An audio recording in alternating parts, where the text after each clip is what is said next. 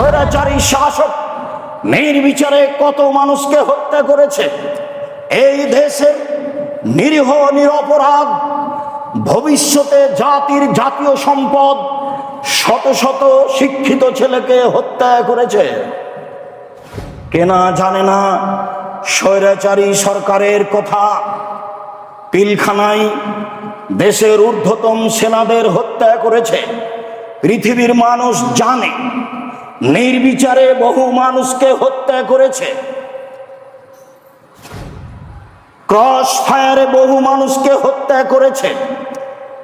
বহু মানুষকে গুম করে অন্যায়ভাবে ন্যাক্কারজনক, নোংরা, অশোভনীয়, ঘৃণিত পদ্ধতিতে হত্যা করেছে। সিলেটের বিত্তশালী সুনামধন্য এমপি ইলিয়াস তার অন্তর্ভুক্ত।